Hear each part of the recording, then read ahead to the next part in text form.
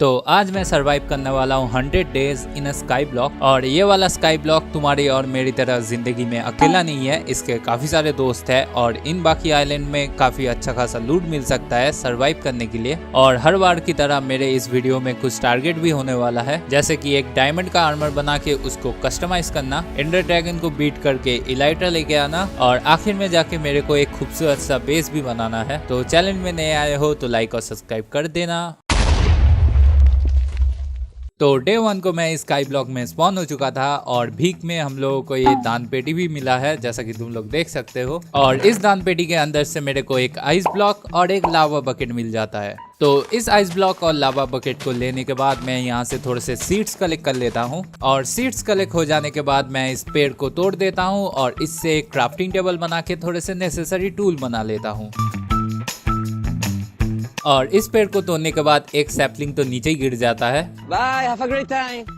फिर मैंने अपने सारे सामानों को चेस्ट में रख दिया और यहाँ से डर्ट कलेक्ट करना शुरू कर दिया, जिससे मैं अपने प्लेटफॉर्म को बड़ा बना सकूं। लेकिन साथ ही में मैं चाहता था ये ग्रास ब्लॉक चारों तरफ स्प्रेड हो जाए, इसलिए मैंने इन डर्ट ब्लॉक को ऐसे करके रख दिया थोड़ी देर के लिए। और लकीली थोड़ी देर बाद ये डर्ट ब्लॉक स्प्रेड होना शुरू भी हो चुका था और नीचे वाले डर्ट ब्लॉक तक पूरा स्प्रेड हो चुका था। अभी इसको मैं हटा देता और फिर मैंने उसी डर्ट से अपने एरिया को थोड़ा बड़ा बना दिया और अपने पास जितने भी सामान थे उनको मैंने इस चेस्ट के अंदर रख दिया। और फिर मैं लग जाता हूँ एक कॉबलस्टोन जनरेटर बनाने के लिए।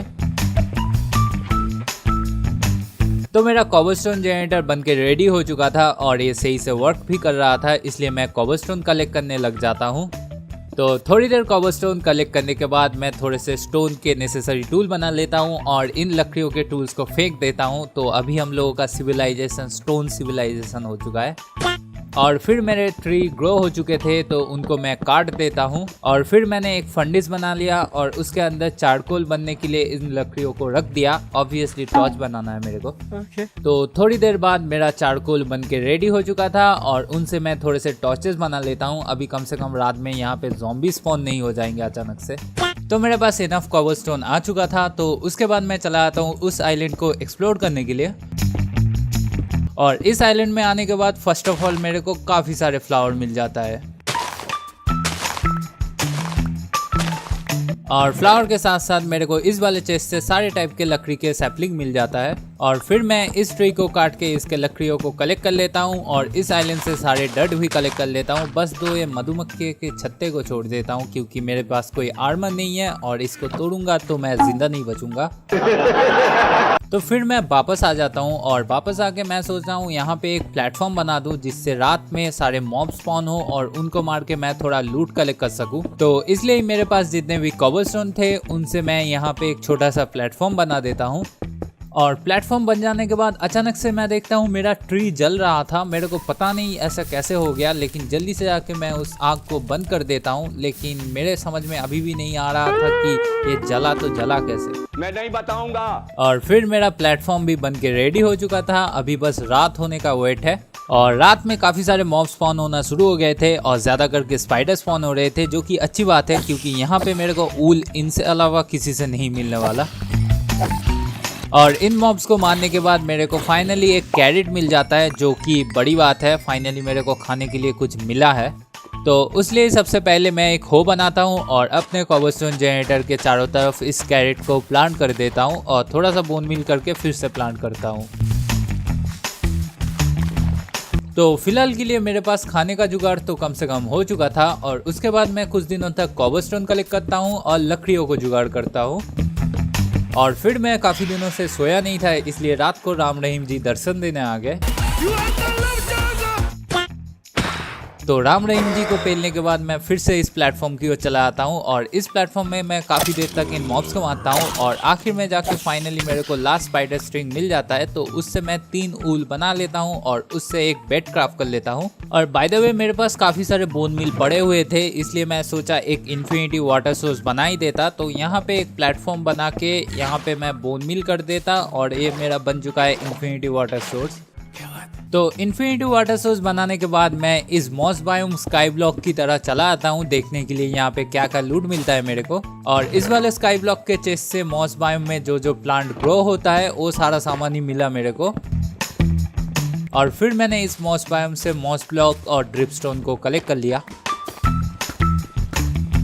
तो इसी के साथ मैंने 2 स्काई ब्लॉक के प्लेटफॉर्म को एक्सप्लोर करना हो चुका है। अभी मैं सोच रहा हूँ एक प्रॉपर एक्सपी फार्म बना दूं यहाँ पे, और ऊपर से मैं काफी दिनों से मटेरियल भी कलेक्ट कर रहा हूँ, तो काफी सारे मटेरियल कलेक्ट करना हो चुका है। अभी इस एक्सपी फार्म को इधर बनाना शुरू करते।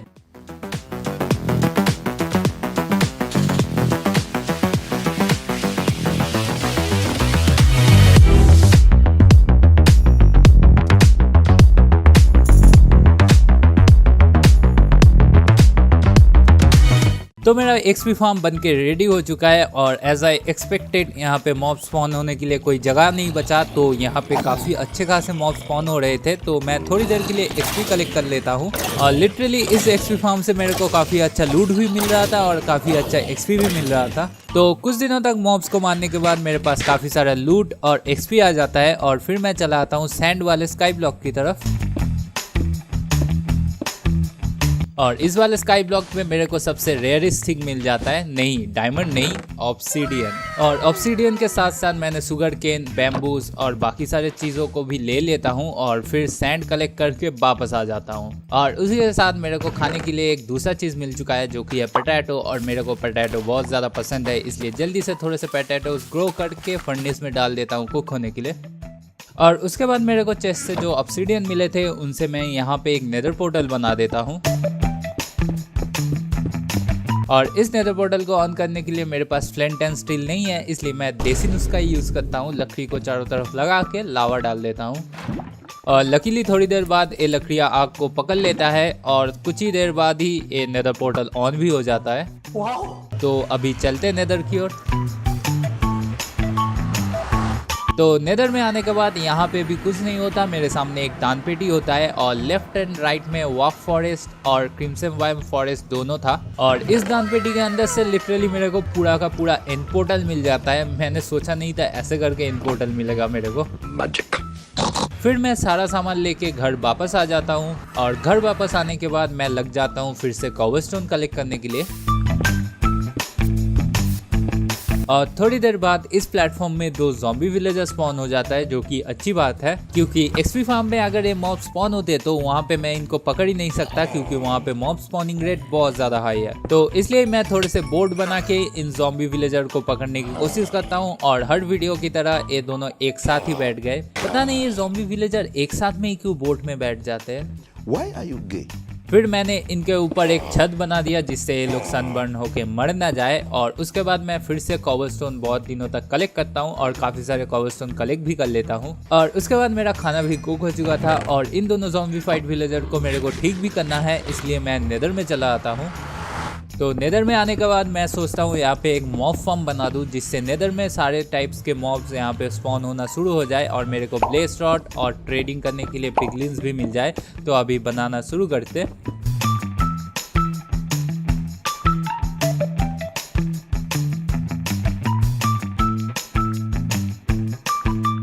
तो मेरा ये मॉब फार्म बन के रेडी हो चुका है, और साथ में मैंने एक दूसरा प्लेटफॉर्म भी बनाया है जहाँ पे मॉब स्पॉन हुए, और यहाँ पे सारे पिगलिन्स बोर्ड में ट्रैप हो चुका है, जैसा कि तुम लोग देख सकते हो। तो अभी मैं इस मॉब फार्म से इन ज़ॉम्बीफाइड पिगलिन्स को मार के गोल्ड कलेक्ट करूँगा, और उन पिगलिन्स से ट्रेड करूँगा।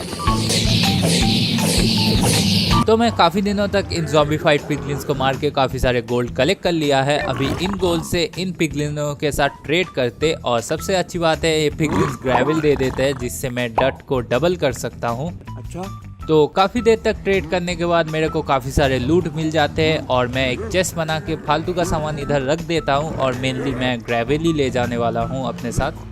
बाय द वे, ट्रेडिंग करते हुए मेरे को ये 80,000 का शू मिला है। तुम लोग कमेंट में बताओ कैसा लग रहा है। 80,000 के शूज है, 80,000 के। तो मैं काफ़ी दिनों तक इन मॉब्स को मार के काफ़ी अच्छा ट्रेड तो कर रहा था, लेकिन ब्लेज स्पॉन नहीं हो रहे थे, इसलिए मैं एक दूसरा प्लेटफॉर्म बना के देखता हूँ, वहाँ पे शायद ब्लेज स्पॉन होना शुरू हो जाए।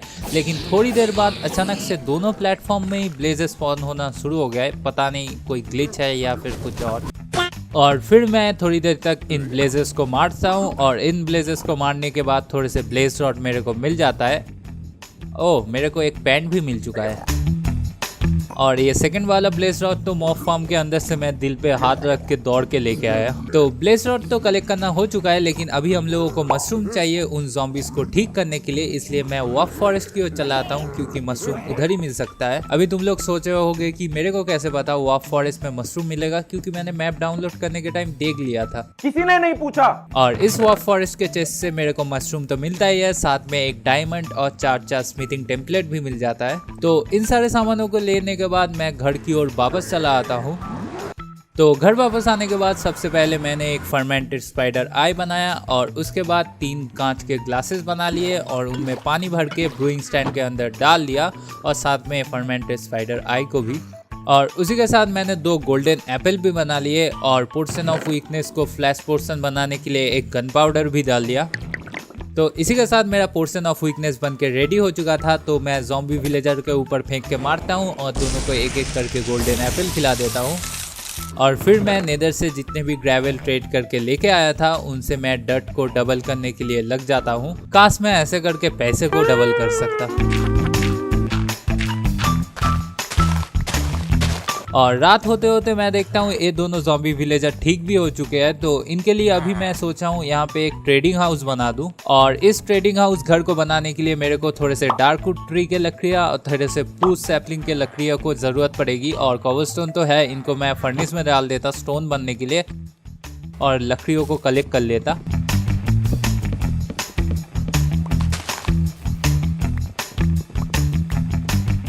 तो मेरा इस घर को बनाने के लिए सारा सामान बन के रेडी हो चुका है। अभी यहाँ पे एक प्लेटफॉर्म बना के इस घर को बनाना शुरू कर देते।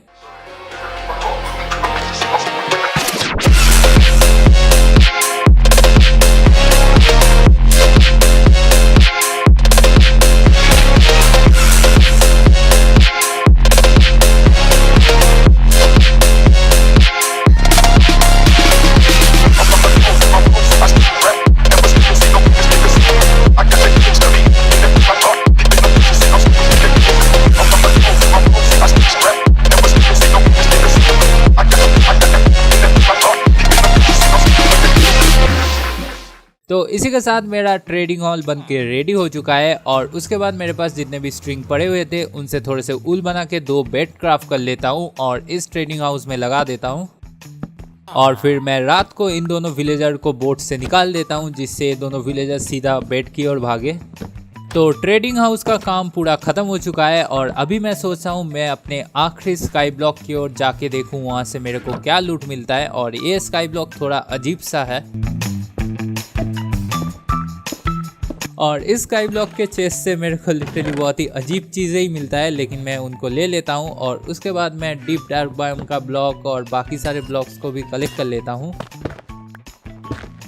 तो सारा सामान लेने के बाद मैं वापस आ जाता हूँ और वापस आके मैं एक लॉम्प या फिर लॉकॉम क्या बोलते हो मेरे को पता नहीं, लेकिन इसको एक बना लेता हूँ। अभी जिनको नहीं पता इससे होता क्या है उनको मैं बता दूँ। तो इससे होता है कि एमरल्ड के बदले तुम लोग ऊल ट्रेड कर सकते हो और यहाँ पे कोई शिप स्पॉन नहीं हो रहा है, इसलिए अबे एमरल्ड के बदले ऊल ट्रेड करना था, ये तो ऊल के बदले एमरल्ड ट्रेड कर रहा है। ओके इसने अपना ट्रेड चेंज कर लिया है। तो फ्लैचेस से मैं थोड़े से एमरल्ड पहले ट्रेड कर लेता, उसके बाद मैं इसको अपग्रेड कर दूंगा। ओके तो एमरल्ड ट्रेड करना हो चुका है, अभी मैं इसको अपग्रेड कर देता, उसके बाद ये मेरे को ऊल देगा। ओके तो फाइनली ये अभी हम लोगों को 1 एमरल्ड के बदले ऊल दे रहा है और सिप के बिना ही अभी मैं अनलिमिटेड बेड बना सकता हूँ यहाँ पे। तो थोड़े से एमरल्ड ट्रेड करने के बाद मैं काफी सारे ऊल कलेक्ट कर लेता हूँ और उन ऊल से सारे बेड बना लेता हूँ और इस ट्रेडिंग हाउस में रख देता हूँ। तो इसी के साथ मेरा बेड का प्रॉब्लम खत्म हो चुका था, इसलिए मैं कुछ दिनों तक इन विलेजरों को बस ब्रीड करता रहता हूँ और इन फ्लैचर्स से एमरल्ड ट्रेड करता रहता हूँ। और कुछ दिनों के बाद विलेजर बहुत सारे बढ़ चुके थे, तो आयरन गोलम भी स्पॉन होना शुरू हो गए थे और बहुत ही अजीब तरीके से स्पॉन हो रहे थे, पता नहीं क्यों। तो इसी के साथ काफ़ी दिन गुजर चुके हैं और मेरे पास काफ़ी सारे विलेजर भी हो चुके हैं, जैसा कि तुम लोग देख सकते हो। तो तुम लोगों को पता ही होगा स्काई ब्लॉक में डायमंड नहीं मिलता, लेकिन मेरे को एक डायमंड आर्मर बनाना है और उसको बनाने के लिए मेरे को टूल स्मिथ, वेपन स्मिथ और आर्मर स्मिथ को बनाना होगा और इनको जल्दी जल्दी अपग्रेड करने के लिए मेरे को आयरन की ज़रूरत है। तो इसलिए मैं अभी एक आयरन फार्म बनाने का इधर सोच रहा हूँ और मटेरियल मेरे पास सारा सब कुछ है, तुम लोग देख ही सकते हो। तो यहाँ पे एक आयरन फार्म बनाना शुरू करते।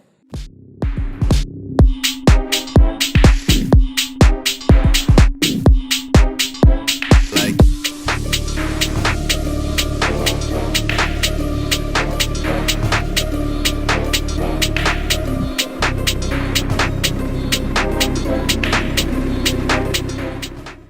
तो मेरा आयरन फार्म बनके रेडी हो चुका है और यहाँ पे जो भी हॉपर मैंने लगाया है ये सारे आयरन गोलम्स को मार के ही लगाया है मैंने। लेकिन अभी यहाँ पे जो आयरन गोलम स्पॉन होने वाले हैं उनको मारने के लिए मेरे को एक एक्स्ट्रा लावा बकेट चाहिए और मेरे पास बस एक ही लावा बकेट है। तो इसलिए अभी मैं नेदर में चला आता हूँ और नेदर में अबे ये क्या हो गया, ज़ॉम्बीज इधर भी आना शुरू कर दिए। अबे ये बच्चे ज़ॉम्बीज ना दिमाग खराब कर देते हैं, खराब हो जाएगा मैं मार। तो इन ज़ॉम्बीज को ठिकाने लगाने के बाद मैं क्रिम्सन बायोम की ओर चला आता हूँ क्योंकि क्रिम्सन बायोम के चेस्ट में मेरे को एक लावा बकेट मिल जाएगा और ये रहा वो लावा बकेट। तो लावा बकेट और क्रिम्सन ट्रीज को थोड़ा लेके मैं घर की ओर वापस आ जाता हूँ और घर वापस आने के बाद मैं इन थोड़े आयरन गोलम्स को मार के थोड़ा और आयरन कलेक्ट कर लेता हूँ।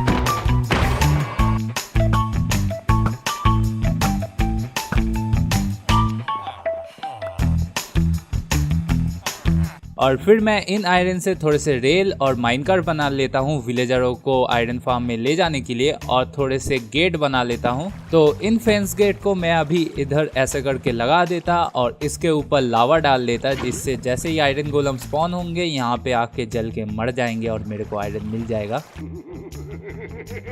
तो आयरन फार्म का पूरा काम खत्म हो चुका है। अभी मेरे को बस ज़ॉम्बीज को और विलेजरों को लाना पड़ेगा, इसलिए मैं एक स्टेयर बना लेता और कितना परफेक्टली स्टेयर बनाना सीख गया मैं, देखो। और आयरन फार्म में बेड लगाना भूल गया तो थोड़े से बेड ट्रेड करके यहाँ पे मैं लगा देता हूँ। तो सारा काम खत्म हो जाने के बाद मैं रात का वेट कर रहा था जिससे ज़ॉम्बी स्पॉन हो जाए, लेकिन तभी मेरे को याद आता है उनको डिस्पॉन होने से रोकने के लिए मेरे को तो नेम टैग भी चाहिए। तो इसलिए मेरे पास जितने भी पेपर थे उनसे थोड़े से बुक्स बना लेता हूँ और उन बुक्स से बुक सेल्फ और एक लैम्पटन बना लेता हूँ। तो उसके बाद मैं ट्रेडिंग हाउस में चला गया और एक विलेजर को लाइब्रेरियन बना के इसको पूरा अपग्रेड करने में लग गया। तो फाइनली आखिर में जाके ये मेरे को नेम टैग सेल कर रहा था, तो मैं 4 नेम टैग इससे खरीद लेता हूँ। तो नेम टैग खरीदने के बाद मैं एक एनविल बना लेता हूँ और उस एनविल में इनका नामकरण करना शुरू कर देता हूँ। बस मैं 1 2 3 4 करके नाम दे देता हूँ, इतना सोचा नहीं था। और रात होने के बाद जैसा सोचा था वैसा ही हुआ, ज़ॉम्बी स्पॉन होना शुरू हो गए थे यहाँ पे। तो इनको एक एक करके अपने अपने फेंस के अंदर बंद कर दिया। तो सारे ज़ॉम्बीज़ को फेंस के अंदर बंद करने के बाद इनका नामकरण कर देता हूँ और नेक्स्ट डे मैं लग जाता हूँ विलेजरों को एक एक करके ले आने के लिए।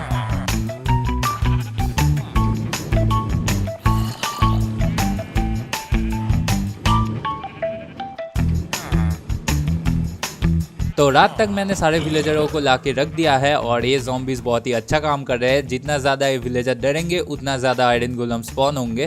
तो आयरन फार्म बनने के बाद मैं लग जाता हूँ अपने डायमंड के आर्मर को बनाने के लिए, इसलिए मैं थोड़े से ब्लास्ट फर्नेस, ग्राइंडर, ये सब चीज़ें बना लेता हूँ जिससे मैं विलेजरों को जॉब दे सकूँ। तो इन विलेजरों को जैसे ही मैं जॉब देने गया था तभी मेरे को याद आता है सारे विलेजरों को तो मैं आयरन फार्म में ही छोड़ के आ गया।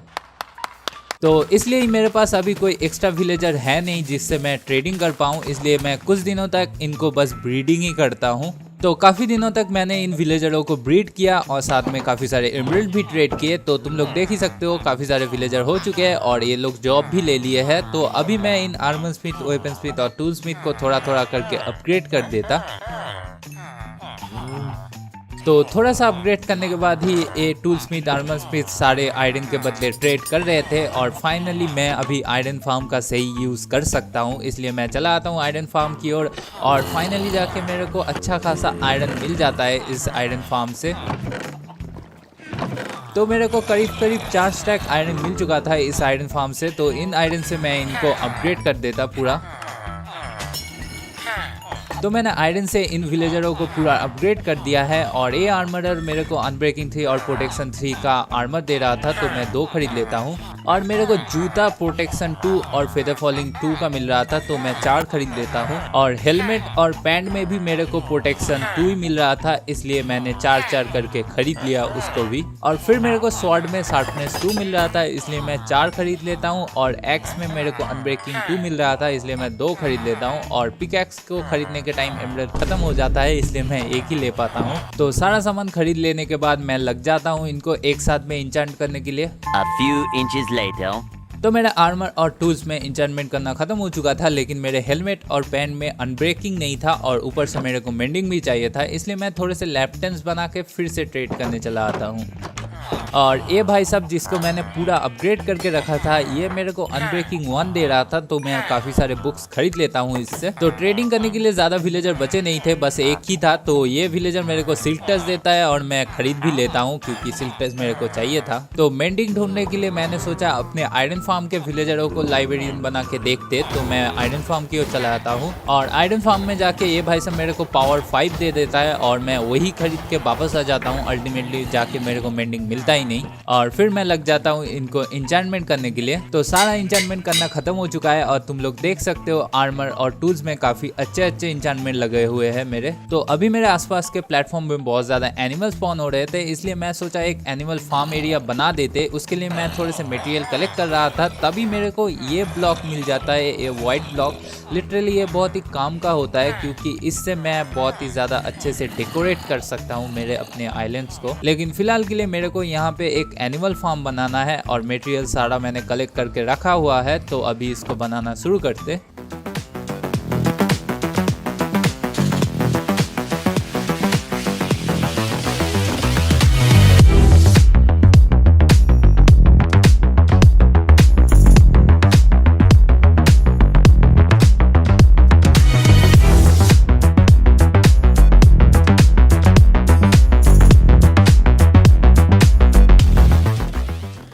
तो मेरा ये एनिमल फार्म पूरी तरीके से बन के रेडी हो चुका था और उसके बाद मैं एक एक करके सारी एनिमल्स को ला के यहाँ पे रख देता हूँ। तो एनिमल्स को रखने के लिए तो एक फार्म एरिया मैंने बना लिया है, लेकिन अभी मैं सोचा हूँ इन वीट को ग्रो करने के लिए एक फार्म एरिया बनाऊँ। तो यहाँ पे पूरा मैप में एक राउंड शेप का एक फार्म एरिया बनाने का मैं सोच रहा हूँ, जिससे थंबनेल में भी देखने के लिए अच्छा लगे। Nice. और ये फार्म एरिया चारों आइलैंड्स को जोड़ के एक राउंड शेप का आइलैंड बनेगा। मैं स्ट्रक्चर को पहले बना देता क्योंकि स्ट्रक्चर बनाने के टाइम मैंने बहुत बार गलती की थी, इसलिए मैंने रिप्ले मोड में नहीं डाला।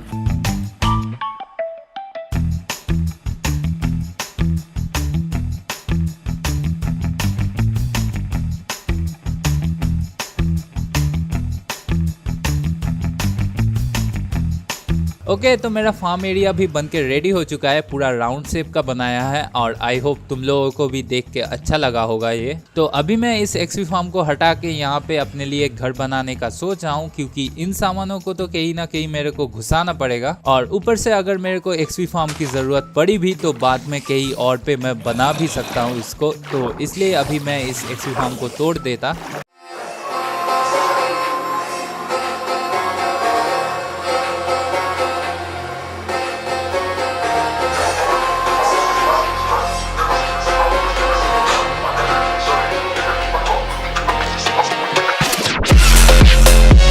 तो एक्सपी फार्म को तोड़ना हो चुका है और मैंने सारा मटेरियल अपने लिए कलेक्ट करके रखा हुआ है। तो यहाँ पे अभी मैं अपने लिए एक घर बनाना शुरू कर देता।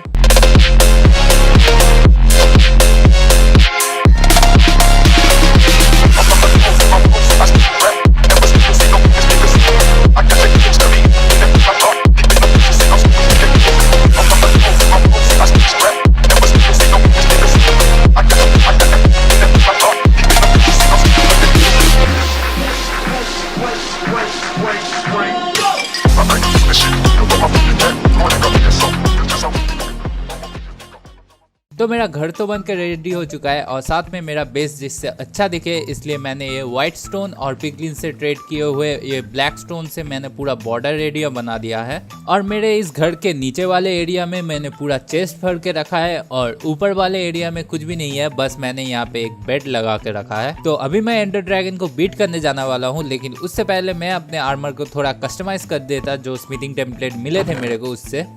तो मैं अपने आर्मर को एमेथिस्ट ब्लॉक से कस्टमाइज करने वाला हूँ और देखते कस्टमाइज करने के बाद कैसा लगता।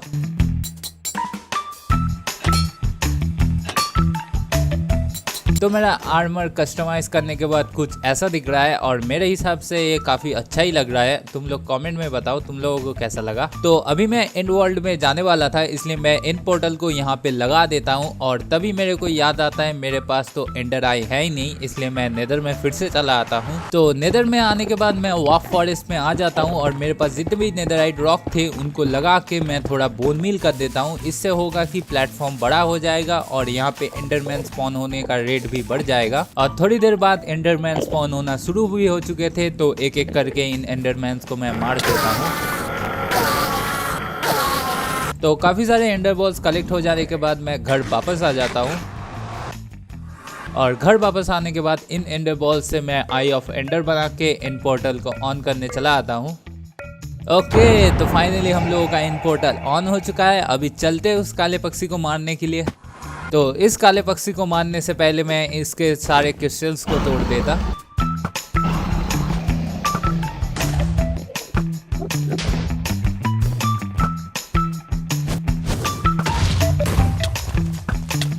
अबे ये एंडर ड्रैगन ना बाकी एंडर ड्रैगन से ज़्यादा खतरनाक लग रहा है मेरे को। आज तक जितने भी एंडर ड्रैगन मारे ये ज़्यादा खतरनाक लगा। अभी इसको पेलना पड़ेगा।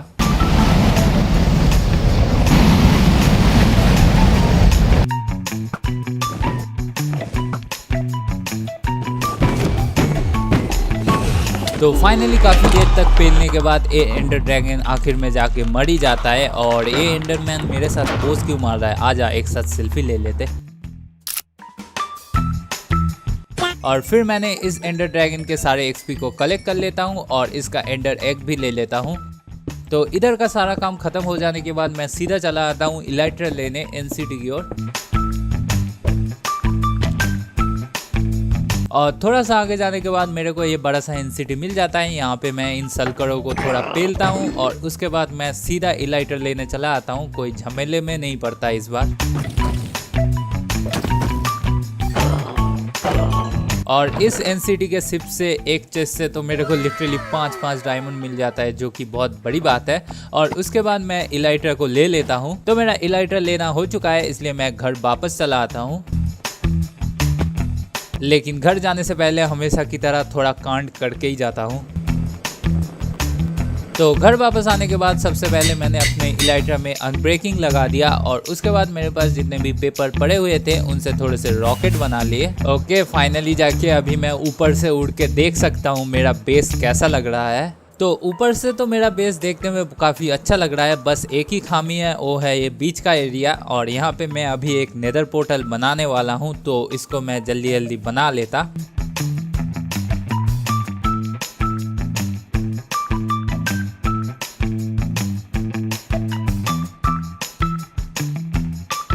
ओके, तो इसी के साथ मेरा नेदर पोर्टल भी बन के रेडी हो चुका है। एक बार बस चेक कर लेता मैं सही जगह स्पॉन हो रहा हूँ कि नहीं। ओके, ठीक ठाक जगह स्पॉन हुआ हूँ। तो मेरा नेदर पोर्टल भी सही से वर्क कर रहा है अभी। तो इसी के साथ मेरा सारा टारगेट और 100 डेज सर्वाइव करना हो चुका है। तुम लोगों को अगर वीडियो अच्छा लगे तो लाइक और सब्सक्राइब ज़रूर से करना और कमेंट भी कर देना। मिलते हैं नेक्स्ट वीडियो में।